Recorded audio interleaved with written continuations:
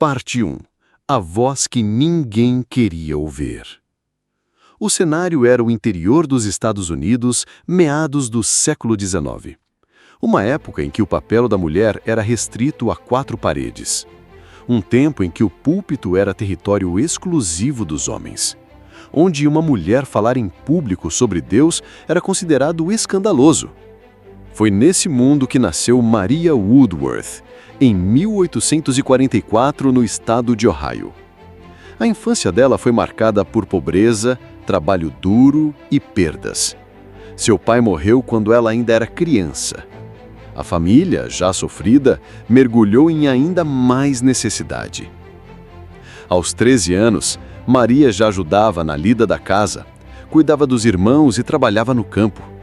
Não havia luxo, não havia sonhos, havia apenas a sobrevivência. Mas Deus já a observava. E enquanto o mundo a empurrava para o anonimato, o céu preparava o palco de algo que o mundo jamais esqueceria. Ainda adolescente, Maria começou a sentir algo diferente. Enquanto outras garotas sonhavam com casamento e estabilidade, ela sentia um peso na alma, um chamado, algo que ela não sabia explicar, mas que queimava dentro dela. Ela lia a Bíblia sozinha, passava horas meditando, ouvia pregadores à distância, sentada ao fundo das igrejas, e algo crescia dentro dela como uma faísca insistente. Mas havia um problema, um obstáculo, uma barreira visível. Ela era mulher.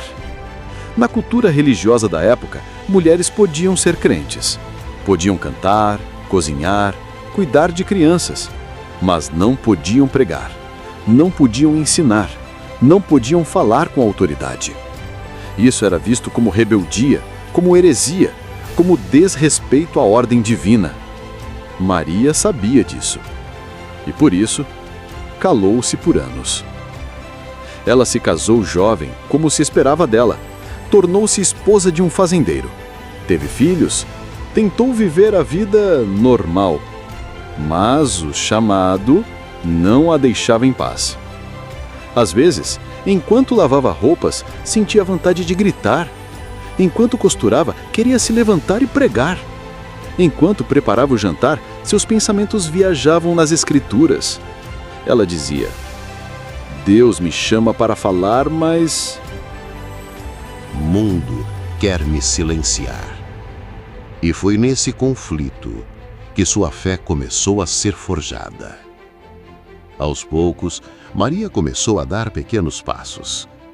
Ela falava com mulheres em encontros caseiros, organizava estudos bíblicos, orava com famílias aflitas. E por onde passava, algo acontecia. Pessoas choravam, doentes eram curados, casamentos eram restaurados. E os rumores começaram. Diziam: aquela mulher tem algo diferente. Quando ela ora, o céu se mexe. Ela fala com uma ousadia que não se explica. Mas junto com o reconhecimento, veio a resistência. Pastores a criticavam, líderes a repreendiam, homens diziam que ela estava fora de seu lugar. E então veio o golpe mais duro. Ela foi formalmente proibida de pregar em várias igrejas. Fecharam portas, cancelaram reuniões e disseram: mulher não pode ensinar, volte para casa. Maria chorou, sentiu-se humilhada, duvidou de si mesma, achou que talvez estivesse mesmo errada. Mas no meio da dor, voltou à oração. E ali, em lágrimas, ouviu a voz que mudaria tudo. Eu te chamei.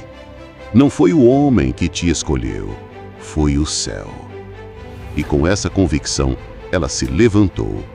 Não como uma ativista, não como uma rebelde, mas como uma serva, obediente à voz de Deus. Ela começou a realizar reuniões evangelísticas ao ar livre. Não tinha microfone, não tinha púlpito, mas tinha o fogo do Espírito. As pessoas vinham, e vinham em multidões. Homens endurecidos se ajoelhavam. Mulheres machucadas eram restauradas. Crianças choravam sob a presença de Deus. E Maria pregava como se fosse a última mensagem da vida. Com lágrimas, com verdade, com poder. Logo, os sinais começaram a acompanhar a pregação. Pessoas eram curadas publicamente. Surdos ouviam, paralíticos andavam, endemoniados eram libertos. E mesmo assim, a perseguição aumentava. Chamavam de histeria, de engano, de movimento emocional. Mas não podiam negar. As vidas estavam sendo transformadas. O céu havia ungido uma mulher e ninguém conseguia pará-la. O fogo que caía nos campos abertos não precisava de autorização institucional, porque era do céu. Maria sabia que não estava ali por vaidade, estava ali por obediência. Ela dizia: se Deus me chamou, eu não posso calar. Mesmo que fechem as portas, mesmo que zombem da minha voz, mesmo que digam que é loucura, a palavra precisa ser liberada. E assim Maria Woodworth Etter começou a se tornar uma ameaça para o inferno. Na próxima parte, vamos mergulhar nos avivamentos liderados por ela, nas multidões que caíam como mortas e nos fenômenos espirituais que chocaram a América. Parte 2. O avivamento que nasceu do silêncio. Se o início do ministério de Maria Woodworth Etter foi marcado pelo desprezo, a próxima fase foi marcada por algo que ninguém esperava: avivamento. Mas não aquele avivamento agendado em calendário de igreja. Não o evento anual com cartaz bonito e banda convidada. O que começou a acontecer através dela era outra coisa. Era fogo de Deus caindo em campos abertos. Era a multidão quebrantada sem ninguém precisar gritar. Era a gente sendo curada, liberta, salva, em massa. E tudo isso por meio de uma mulher que foi proibida de pregar. As primeiras grandes reuniões aconteceram ao ar livre, nos arredores de Ohio e Indiana. Maria montava uma tenda simples, pregava sobre arrependimento, cruz, poder do Espírito Santo. E então, o inesperado acontecia. Enquanto ela falava, pessoas começavam a cair no chão. Sim, desmaiavam, mas não por histeria, por impacto do Espírito. Alguns caíam chorando, outros ficavam paralisados, como se anestesiados pela glória. Outros começavam a falar em línguas. Outros corriam para confessar pecados em público. E tudo isso sem que Maria os tocasse. Ela apenas pregava, com lágrimas nos olhos, com autoridade nos lábios e com santidade no coração. E Deus fazia o resto. Logo os jornais começaram a noticiar, mas não com elogios. A imprensa circular chamava de fanatismo, de loucura coletiva, de movimento perigoso. As manchetes diziam: a mulher que hipnotiza multidões. Fenômeno. Religiosos tomam conta do interior. Pregadora causa colapsos em massa. Mas, apesar das críticas, as multidões continuavam aumentando. Era como se algo irresistível chamasse as pessoas para perto dela. E, de fato, era o Espírito Santo. Maria não buscava fama. Ela não se apresentava como estrela, não se promovia como missionária poderosa, não cobrava ingresso, não vendia bênçãos, não fazia espetáculo. Ela apenas obedecia. E é exatamente isso que fazia o céu descer. As pessoas vinham por curiosidade, mas saíam transformadas. Havia relatos de bêbados que se ajoelhavam em pranto no meio do caminho, de adúlteros que confessavam pecados em voz alta, de jovens que saíam dos bailes para se render no altar improvisado, de enfermos carregados nos braços e voltando andando. Tudo isso sem holofotes, só com fé e obediência. Maria não usava roupas caras, não tentava parecer com os grandes pregadores, não imitava ninguém. Ela era simples, mas carregava uma presença que fazia até os céticos tremerem. Em muitos cultos, bastava ela abrir a Bíblia e a atmosfera mudava. Alguns caíam em transe espiritual, Outros sentiam calor nos ossos. Outros ficavam horas imóveis, como mortos, mas conscientes do que o espírito estava fazendo. Não era emoção fabricada, era a glória. Ela começou a ser convidada para outras cidades, mas a resistência a seguia. Havia cultos com ameaças de apedrejamento, lugares onde homens armados tentavam interromper as reuniões. Pregadores locais a denunciavam como rebelde. Mas quanto mais tentavam calar, mais alto o céu falava através dela. Ela dizia: não vim agradar homens, vim obedecer a Deus. Se Ele me mandou falar, eu falarei, ainda que em prantos. E falava com ousadia, com verdade, com compaixão, com autoridade que não vinha de púlpito, mas de altar. Nessa fase, surgiram os primeiros relatos públicos de curas registradas. Um garoto cego que voltou a enxergar. Uma mulher paralítica que se levantou e dançou diante da multidão. Um homem com tumor no pescoço que viu o inchaço desaparecer instantaneamente. E os próprios médicos, chamados às pressas, não conseguiam explicar. A única explicação era espiritual. Maria não tocava, não pressionava, não encenava. Ela apenas orava e deixava Deus agir. E mesmo assim, a resistência e o preconceito continuavam. Ela era constantemente acusada de ser emocional demais, de não ser teologicamente qualificada, de ultrapassar os limites do papel da mulher. Alguns diziam: ela pode até ser sincera, mas está fora da ordem. Mas os frutos gritavam mais alto, porque por trás das manifestações havia transformação. Pessoas nasciam de novo, famílias eram restauradas, cidades eram sacudidas. E tudo isso pela pregação de uma mulher que só queria obedecer. A essa altura, Maria já estava exausta fisicamente. Suas reuniões chegavam a durar 6 horas. A multidão não deixava ela sair. A fome espiritual era tanta que ela às vezes pregava 3 vezes ao dia. Mas ela continuava, com um corpo fraco, mas com a alma em chamas. Ela dizia: o que sai de mim não é meu, é dele. E enquanto houver gente perdida, eu continuarei. Na próxima parte, vamos mergulhar na fase mais intensa da sua vida, quando os fenômenos aumentaram, os dons espirituais explodiram e ela se tornou um dos maiores nomes da história do pentecostalismo, sem nunca buscar título nenhum. Parte 3. O fogo que explodiu sem permissão.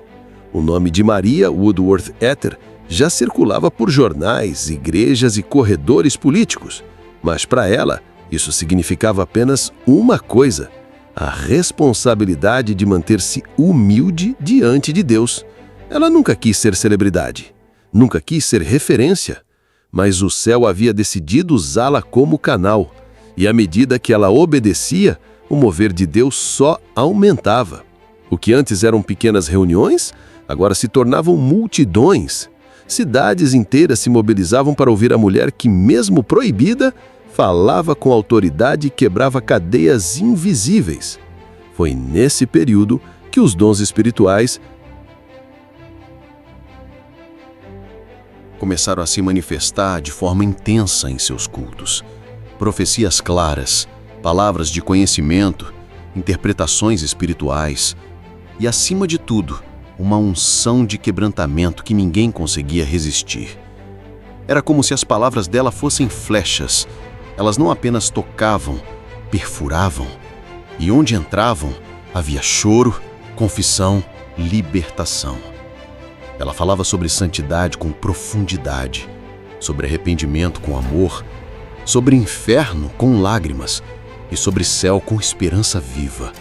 E quem ouvia não voltava ao mesmo. Os cultos começaram a se estender por dias.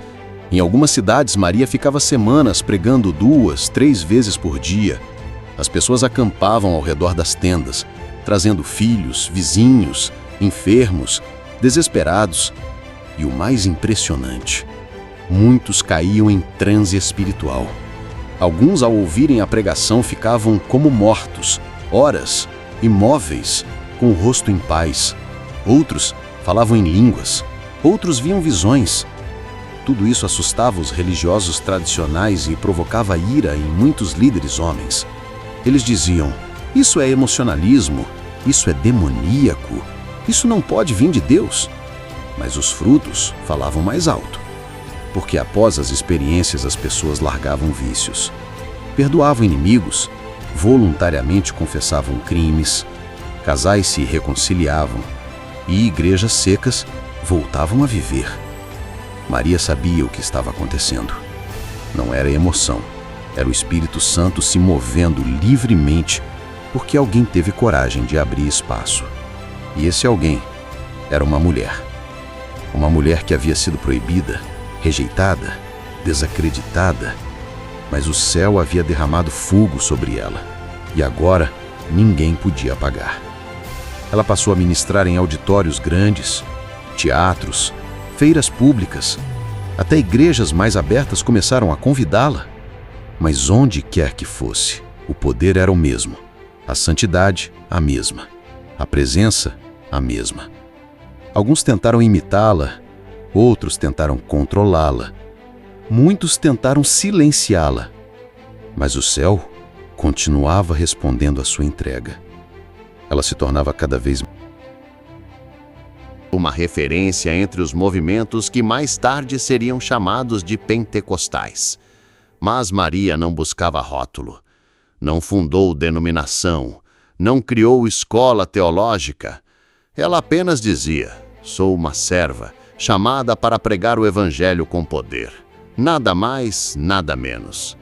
Certa vez perguntaram: como você lida com tanta oposição? E ela respondeu: o mesmo Deus que me chamou é o que me sustenta. Se Ele me ungiu, Ele me guarda. Se Ele me enviou, Ele me protegerá. Se Ele me usou, Ele será glorificado, mesmo no meio das pedras. Essa era a sua postura, sem bravata, sem vaidade, apenas uma obediência firme como rocha. Mas nem tudo era glória. Durante esse período, Maria enfrentou doenças físicas, ataques emocionais e problemas familiares. Ela perdeu filhos, foi traída por pessoas próximas e, em certos momentos, teve que lidar com a dor do abandono. Mas nada disso a fez parar. Ela chorava, mas pregava. Sentia dor, mas adorava. E dizia: meu corpo pode falhar, minha alma pode se abater, mas meu espírito foi selado com fogo. Essa é a diferença entre o pregador de palco e o vaso verdadeiro. O vaso quebra, mas não desiste. Sangra, mas não para. É humilhado, mas continua ungido. Maria carregava marcas, mas também carregava uma glória que não se explica, só se sente.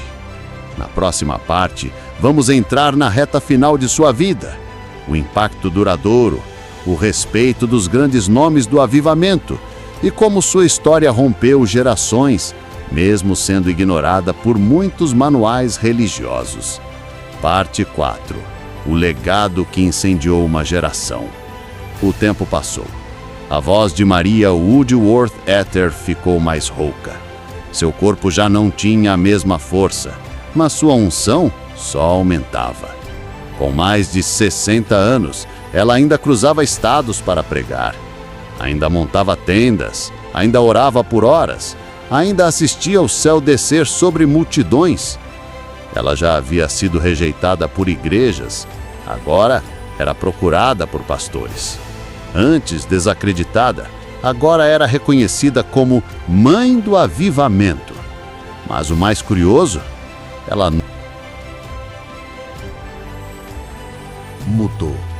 O púlpito não a envaideceu. O poder não a corrompeu. A glória não subiu a cabeça. Maria seguia firme, como no início, pé no chão, Bíblia nas mãos, olhos cheios de lágrimas e um só desejo: ver Jesus sendo exaltado.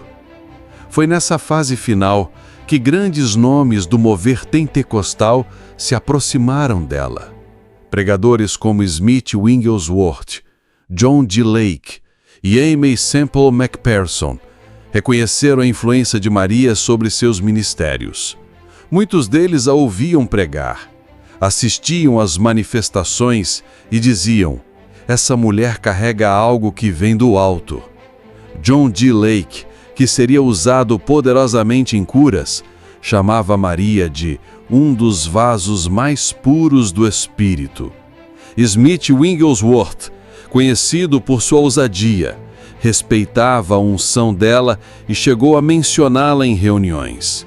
Aimee Semple McPherson, futuro evangelista de massa, via em Maria uma pioneira, uma mulher que abriu caminhos onde não havia trilhas. Mas Maria não buscava reconhecimento humano. Ela sabia que o que a sustentava não era a reputação, era joelho no chão. Seus diários registram que até os últimos dias ela mantinha longos períodos de oração. Acordava antes do sol, jejuava por direção e orava por horas em silêncio.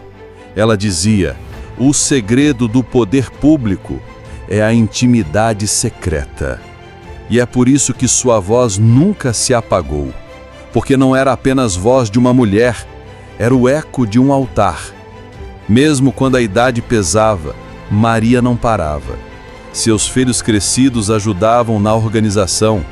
Jovens aprendizes a acompanhavam, mas a mensagem ainda saía da sua boca com vida. Ela falava com autoridade que rasgava o ar. Não gritava, não forçava, mas suas palavras vinham com um peso de eternidade. Nos últimos anos de sua vida, ela pregou em algumas das maiores reuniões pentecostais da história norte-americana. Foi uma das precursoras do avivamento da Rua Azusa, movimento que marcaria a expansão do pentecostalismo mundial. Mesmo sem ter pisado diretamente em Azusa, o mover de Maria inspirou muitos que ali participaram. Ela plantou o fogo, que continua a queimar. E outros colheram as chamas, mas nem todos reconheceram isso. Por muito tempo, os livros de história da igreja negligenciaram sua trajetória, ignoraram sua relevância, apagaram seu nome. Talvez por preconceito, talvez por desconforto, talvez por medo de reconhecer que Deus usou uma mulher para abalar as estruturas. Mas o céu nunca esqueceu, porque o que se escreve nos altares de oração nunca se apaga nos céus. Maria Woodworth Etter morreu em 1924, aos 80 anos. Seu corpo descansou, mas sua influência não. Seu nome passou a circular entre teólogos, pregadores, missionários, mulheres de oração. Seus livros foram republicados, seus sermões copiados e seu testemunho virou exemplo. Hoje, mais de um século depois, milhares de mulheres se espelham nela. Milhares de pregadores citam suas frases. Milhares de intercessores oram com o mesmo fogo que ela carregava. E tudo isso porque um dia ela disse sim, mesmo quando o mundo disse não. Seu legado é simples, mas eterno. 1. Sim, Deus chama mulheres. 2. Sim, Deus unge quem está disposto, não quem é aprovado pelos homens. 3. Sim, o fogo do céu ainda cai onde há entrega verdadeira. Maria Woodworth Etter não foi apenas uma pregadora. Ela foi uma mensagem viva, uma carta aberta escrita pelo Espírito, um sinal profético para gerações que viriam. Na próxima parte, vamos fechar com uma reflexão prática e profunda. O que você pode aprender com a vida de Maria? Como viver uma fé como a dela hoje? E o que fazer quando o mundo tentar te calar, mas o céu insiste em te chamar? Parte 5. Quando o céu te chama, o mundo não pode te calar. A vida de Maria Woodworth Etter é mais do que uma biografia. É um espelho. E o que ele reflete é uma pergunta direta, inadiável, inescapável. O que te impede de obedecer ao chamado de Deus? Maria tinha todas as razões para dizer não. Era mulher, era pobre, era desprezada, foi traída, foi ridicularizada, foi atacada. Mas mesmo assim, ela disse sim. E esse sim mudou cidades, tocou gerações, despertou ministérios. abriu espaço para que outros e outras pudessem também obedecer. Hoje, talvez você se veja do outro lado da tela pensando: mas quem sou eu? Eu não tenho voz, eu não tenho preparo, eu sou limitado, já me disseram que não posso, já me fizeram acreditar que não sou digno. Mas Maria também ouviu tudo isso e mesmo assim, ela não se escondeu, porque quando o céu chama, a terra não pode impedir. Quando o Espírito unge, a cultura não tem força para travar. Quando Deus marca alguém, nenhum sistema humano consegue desmarcar. E aqui está a verdade que você precisa guardar. O céu não escolhe os mais aptos, escolhe os mais dispostos. Maria não era erudita, não tinha teologia formal, não era filha de pastor, não tinha sobrenome de influência, mas ela tinha joelhos dobrados, uma Bíblia aberta e um coração inflamado. E isso foi suficiente para incendiar a história. Ela te ensina que você não precisa ser aceito pelos homens para ser enviado por Deus.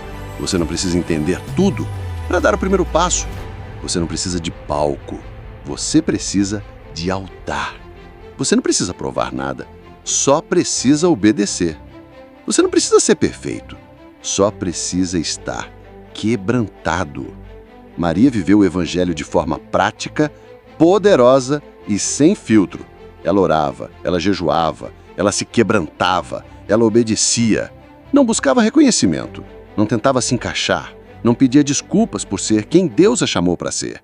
Ela apenas seguia a direção do céu, mesmo quando a terra não entendia.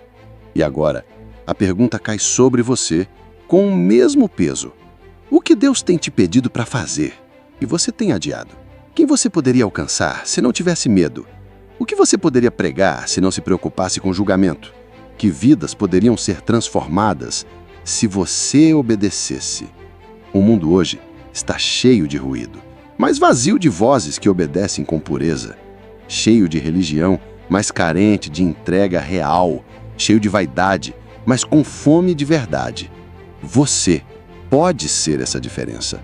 Não importa se você concorda ou não em tudo com o que você leu até agora, o que aconteceu com Maria é um exemplo para que você não viva nos limites do que é possível, mas na fé do que é possível em Deus. Você foi ferido? Se disseram que você não serve? Se te acusaram? Se te deixaram de lado? Se sua história tem manchas? Se sua voz treme? Se o sistema te rejeitou? Maria também passou por tudo isso. Mas ela escolheu continuar. E por isso, Deus continuou com ela. Hoje, o céu ainda procura os dispostos. Pessoas que não querem aplausos, mas presença. Que não querem fama, mas fogo. Que não querem púlpito, mas propósito. Que não querem título, mas tocha. Maria Woodworth Etter segurou essa tocha. E agora, ela está estendida para você. Você vai deixar cair ou vai carregar adiante?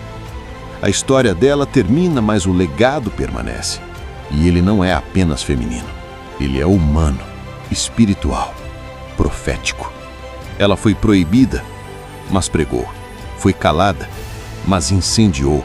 Foi rejeitada, mas foi ungida. E você? Vai aceitar o silêncio ou vai responder o chamado?